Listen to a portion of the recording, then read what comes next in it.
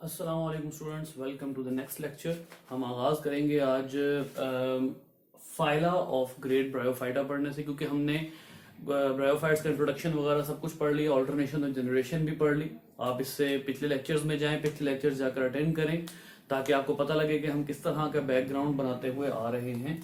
Grade bryophyta के phyla की तरफ चलते हैं, क्योंकि अब मैंने आपको जो है वो इससे पहले लेक्चर्स में बताया हुआ है। स्पेशली लेक्चर नंबर 3 में मैंने आपको ये बात अच्छे तरीके से जो है वो रियलाइज करवाई थी कि ब्रायोफाइटा इज नो फाइला, या आप यूं कह लें कि ब्रायोफाइटा इज नो किंगडम। ठीक है, ये एक ऐसा ग्रेड है जिसमें वो तमाम प्लांट्स शामिल हैं जो चाहे डिफरेंट फाइला से बिलोंग करते हो, लेकिन उनमें कॉमन फीचर क्या होगा?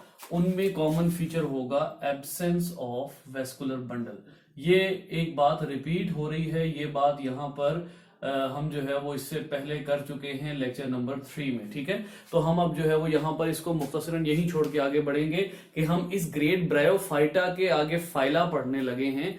ये ब्रायोफाइटा जो है, इसमें कॉमन फीचर, ये ग्रेड क्यों बनाया गया है? ग्रेड कभी भी, जब भी प्लांट या एनिमल में ग्रेड बनाया जाएगा, ग्रेड का हमेशा मतलब ये होता है कि रिगार्डलेस ऑफ फाइला, ऑर्गेनिज्म में किसी एक स्पेशल फीचर की बुनियाद पे कुछ ऑर्गेनिजम्स को अलहदा कर दिया जाता है, कुछ ऑर्गेनिजम्स को अलहदा कर दिया जाता है। ज्यादा दूर नहीं जाते, मैं एनिमल्स के ग्रेड की बात करता हूं। ग्रेड रेडिएटा और ग्रेड बायलेट्रिया, उन सब में जितने भी ग्रेड रेडिएटा में हैं और जितने भी ग्रेड बायलेट्रिया में हैं, आप अच्छे तरीके से अंदाजा लगा सकते हैं कि वो कॉमन फीचर जो रेडिएटा वाले हैं, वो regardless of phylum, regardless of phyla, तमाम उन ऑर्गेनिजम्स को ग्रेड रेडिएटा में रखते हैं जहां पर जिनकी सिमेट्री रेडियल होती है, और तमाम उन ऑर्गेनिजम्स को ग्रेड बायलेट्रिया में रखा जाता है जिनकी सिमेट्री जो है वो बायलेटरल होती है। ये किसी भी किस्म का कोई जो है वो नहीं रखा जाता, डिफरेंस नहीं रखा जाता कि वो ऑर्गेनिज्म किस फाइलम से बिलोंग करता है। तमाम ऑर्गेनिज्म अगर उनकी बायलेटरल सिमेट्री है तो उनको ग्रेड बायलेट्रिया में रखा जाएगा। फॉर एग्जांपल, हमारे पास क्लास फाइलम कॉर्डेटा, सब फाइलम वर्टिब्रेटा का ऑर्गेनिज्म है ह्यूमन, बायलेटरल सिमेट्री है। हमारे पास फाइलम ऑर्थ्रोपोडा का ऑर्गेनिज्म है वास्प या फ्लाई, बायलेटरल सिमेट्री है। आप देख लीजिए, ये दोनों ग्रेड बायलेट्रिया में आ रहे हैं regardless of their so far apart phyla. Their phyla are far apart according to evolution, but you have to fix them, you have to put them into the grade bilateria just because of one common feature, bilateria, right? So अब हम bryophyta का actually क्या पढ़ रहे हैं? Grade पढ़ रहे हैं जिसमें इन तमाम ऑर्गेनिज्म का एक कॉमन फीचर है, and that is absence of vascular bundle. इस ग्रेड ब्रायोफाइटा में मैंने आपको थर्ड लेक्चर में बताया हुआ था कि ये नॉन टेक्सोनोमिक डिवीजन है। इसके अंदर टेक्सोनोमिक डिविजन्स जो आती हैं वो ये वाली हैं, दीज आर टेक्सोनोमिक डिविजन्स। ये टेक्सोनोमिक कैसे हैं? क्योंकि ये अब फाइलम है, ये जितने नाम आपको यहां पर मिल रहे हैं ये फाइला हैं, ग्रेड ब्रायोफाइटा के फाइला हैं। मीन टू से, अगर आप ग्रेड ब्रायोफाइटा में एक ऑर्गेनिज्म पढ़ रहे हैं लिवरवर्ट, लिवरवर्ट की एग्जांपल आ जाते हैं आपके सामने, स्क्रीन पर अपीयर हो जाएगा। इसकी जो एग्जांपल है वो है मार्केंशिया। अब मार्केंशिया जो है वो लिवरवर्ट में आता है, बट एक्चुअली इन लिवरवर्ट को किस फाइलम में रखा जाता है? वो फाइलम है हिपैटोफाइटा। ये ऑर्गेनिज्म आपके सामने अपीयर हो चुका है, मार्केंशिया। आपको अच्छे तरीके से पता है कि ये ऑर्गेनिज्म, और इसी तरीके से इसी की एक और एग्जांपल आती है पुरेला, ये इसी की एग्जांपल है। अब ये ऑर्गेनिज्म अपेरेंटली, ये ऑर्गेनिज्म अपने अपेरेंस के हिसाब से लिवरवर्ट कहलाते हैं, लेकिन आप इसको, आपको अच्छे तरीके से पता है, कॉमन नेम नहीं दे सकते। तो आप इनको जब लैटिन नेम देते हैं तो टेक्सोनोमिक डिवीजन के मुताबिक इनकी डिवीजन कौन सी बनती है, इनका फाइलम कौन सा बनता है? हिपैटोफाइटा। नेक्स्ट आ जाइए ऑर्गेनिज्म मॉसिस। मॉसिस का मतलब मैंने आपको कारपेट बताया हुआ है, पिछले 2-3 लेक्चर्स में ये बात रिपीट हो चुकी है। मॉसिस जितने भी ऑर्गेनिज्म होंगे, ये ऑर्गेनिज्म असल में ब्रायोफाइटा जो है वो ग्रेड भी है, लेकिन अगर आप टेक्सोनोमिक डिवीजन के मुताबिक देखें तो Bryophyta is actually a phylum. मैं टेक्सोनोमिक डिवीजन की बात कर रहा हूं। टेक्सोनोमिक डिवीजन के मुताबिक Bryophyta is no grade, taxonomic division के मुताबिक ब्रायोफाइटा इज अ फाइलम और उनका कॉमन नाम मॉस है। ठीक है, ये मॉसेस आपको मुख्तलिफ चश्मों के पास जो है वो मिल सकती हैं। इसके बाद एक तीसरा और सबसे स्पेशलाइज्ड जो इनका फाइलम है वो है एंथोसिरोफाइटा। ये भी फाइलम है और इसके ऑर्गेनिज्म जो हैं ये मोस्ट स्पेशलाइज्ड शुमार होते हैं। ये हम फिलहाल अपनी बुक के मुताबिक सिर्फ 3 फाइला पढ़ेंगे। We are not going far from the 3 phyla, right, क्योंकि हमारी बुक के मुताबिक भी हमें चलना है और हमें नॉलेज भी लेना है, तो हम दोनों चीजों को एक साथ लेकर चलेंगे। याद रखिएगा कि ये जो तीनों हैं ये तीनों असल टेक्सोनोमिक डिविजन्स हैं। ठीक है, और दूसरी बात जो आप लोगों ने इंपॉर्टेंट याद रखनी है वो ये है कि जब हम ये तीनों फाइला पढ़ेंगे तो हमने एवोल्यूशन एंड अडेप्टेशन के अकॉर्डिंगली पढ़ना है। इसका मैं कहने का क्या मतलब है कि जो फाइलम सबसे पहले आ रहा है वो सबसे लीस्ट अडेप्टेड है, वो टेरेस्ट्रियल इन्वायरमेंट, क्योंकि हमने स्टार्ट से ये बात की है कि इनका जो अडेप्टेशन है, अडेप्टेशंस, ये आप पिछला लेक्चर नंबर 4 जो है वो जाकर ले सकते हैं। हमने क्या पढ़ा था, अडेप्टेशन टू लैंड हैबिटेट। किसकी अडेप्टेशन? लैंड हैबिटेट पर। एलजी की अडेप्टेशन लैंड हैबिटेट पर आने के लिए, जब एलजी अपने आप को लैंड हैबिटेट पर आने के लिए अडेप्ट करेगा तो होते होते वही एलजी क्या बन जाते हैं, वही एलजी प्लांट्स बन जाते हैं। इसका मतलब ये हुआ कि जब आप एलजी को प्लांट्स में चेंज करते हैं या एलजी में जब आप अडेप्टेशंस लेकर आते हैं तो हमारी डिविजन्स के मुताबिक वो एलजी किस में चेंज हो जाते हैं, वो एलजी प्लांट्स में चेंज हो जाते हैं। ठीक है, तो अब उन प्लांट्स में क्या क्या ऐसे फीचर आएंगे कि कौन सा ऑर्गेनिज्म सबसे ज्यादा कामयाब होगा और कौन सा ऑर्गेनिज्म बाकी सबसे कम टेरेस्ट्रियल एनवायरनमेंट में सर्वाइव करेगा। This is the main point of all discussion of today's lecture. अब यहां पर ये तो हमारी टोटल बात हो गई कि हमने आज टेक्सोनोमिक डिवीजन पढ़नी है। दूसरा ये कि अब हम जो भी ग्रुप पढ़ेंगे वो हमने एवोल्यूशन और अडेप्टेशन के अकॉर्डिंगली पढ़ना है। एक और बात आपको बता दूं कि if you want to remember the points, if you want to memorise these point, you have to do one thing, just to differentiate between all these phyla।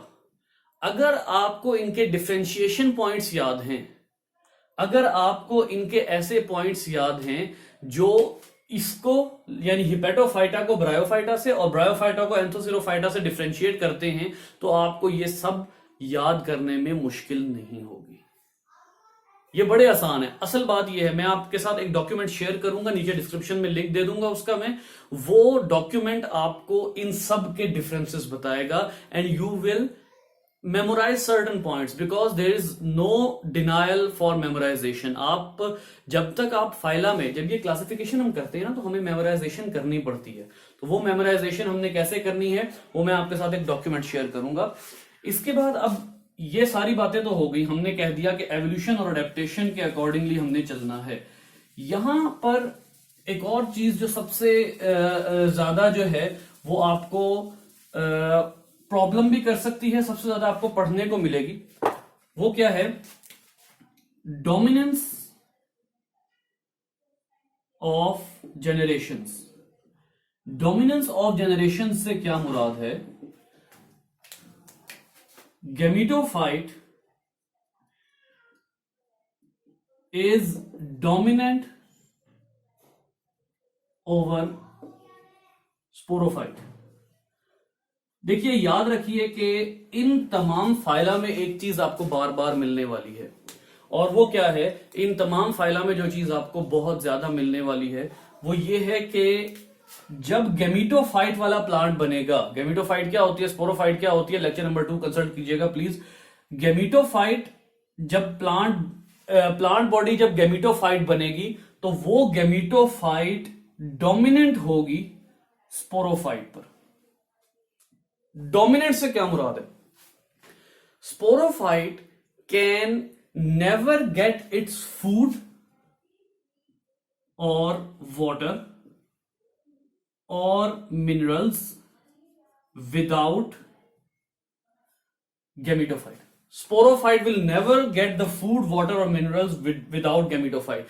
यानी स्पोरोफाइट को अगर कोई फूड मिलना है ग्रो करने के लिए, एनर्जी के लिए, अगर स्पोरोफाइट को कोई वाटर चाहिए या स्पोरोफाइट को मिनरल्स चाहिए तो वो तमाम, और इसमें एक्चुअल पॉइंट जो है वो आपने जो ज़हन में रखना है, दैट इज फूड। आप बाकी दोनों पॉइंट्स को बेशक इग्नोर कर दें क्योंकि ये दोनों पॉइंट्स बाद में चलेंगे, लेकिन इस जेनरेशन में इन फाइला में एक चीज जो आपको बहुत ज्यादा प्रोमिनेंट लगेगी वो क्या होगी कि इनमें से खास तौर पर जो लिवर वर्ट है, इस लिवर वर्ट में गेमिटोफाइट मुकम्मल डोमिनेंट होती है स्पोरोफाइट पर। कैसे? स्पोरोफाइट को फूड बनाकर देने का काम गेमिटोफाइट का होता है। गेमिटोफाइट के बगैर स्पोरोफाइट अपना फूड नहीं ले सकती। ये यहां पर इंपॉर्टेंट पॉइंट है, याद रखें। ब्रायोफाइटा में आपको दो तरह के पॉइंट्स मिलने वाले हैं। पहला पॉइंट आपको मिलेगा कि गेमिटोफाइट इज डोमिनेंट, या फिर इसको अगर आप उलट कर लें तो अगला पॉइंट क्या मिल सकता है, इसी के उलट पॉइंट आपको मिलेगा कि स्पोरोफाइट इज रिसेसिव। ये आपको इन तीनों फाइला में मिलेगा, ठीक है। नंबर 2 पॉइंट जो आपको इसमें मिलेगा वो क्या होगा कि sporophyte is independent. Sporophyte independent हो जाएगी। ये किसमें जाकर होना है, ये मैं आपको अभी से यहां पर जो है वो खबर कर देता हूं कि स्पोरोफाइट ने इंडिपेंडेंट हो जाना है एंथोसिरोफाइटा में जाकर। ये बहुत बड़ा क्लू है, लेकिन ये इंडिपेंडेंट कैसे हो जाती है? देखिए, मैंने आपको पहले भी कहा है कि डोमिनेंसी किस बुनियाद पर है। डोमिनेंसी इस बुनियाद पर नहीं है कि स्पोरोफाइट गेमिटोफाइट के बगैर नहीं बन सकता, क्योंकि ये बात अगर आपने लेक्चर 2 सुना हुआ है या आपको अल्टरनेशन ऑफ जनरेशन आती है तो ये बात आप अच्छे तरीके से जान सकते हैं कि स्पोरोफाइट गेमिटोफाइट को बनाता है और गेमिटोफाइट स्पोरोफाइट को बनाता है। तो रिप्रोडक्शन के लिए दोनों एक दूसरे के ऊपर डिपेंडेंट है, ठीक है। इसका मतलब यह हुआ कि रिप्रोडक्शन वाला पॉइंट आप निकाल ले। गेमिटोफाइट क्यों डोमिनेंट है स्पोरोफाइट पर? जस्ट बिकॉज ऑफ फूड, क्योंकि गेमिटोफाइट ने स्पोरोफाइट को फूड बनाकर देना है, ठीक है। व्हाट इफ कि स्पोरोफाइट अपना फूड खुद बनाना शुरू कर दे? अगर स्पोरोफाइट अपना फूड खुद बनाना शुरू कर देता है तो इसका क्या मतलब है कि sporophyte will no more dependent on gametophyte, it would be independent. तो एंथोसिरोफाइटा में जाकर क्या फीचर आ जाना है? ग्रेट ब्रायोफाइटा के इन तीनों फाइला में क्या होना है कि जो एंथोसिरोफाइटा है उसमें जाकर स्पोरोफाइट अपना फूड खुद बनाना शुरू कर देगा। और आपको अच्छे तरीके से पता है कि प्लांट फूड कैसे बनाता है, by the help of chlorophyll. तो एंथोसिरोफाइटा में जाकर स्पोरोफाइट के पास भी क्या आ जाएगा? क्लोरोफिल।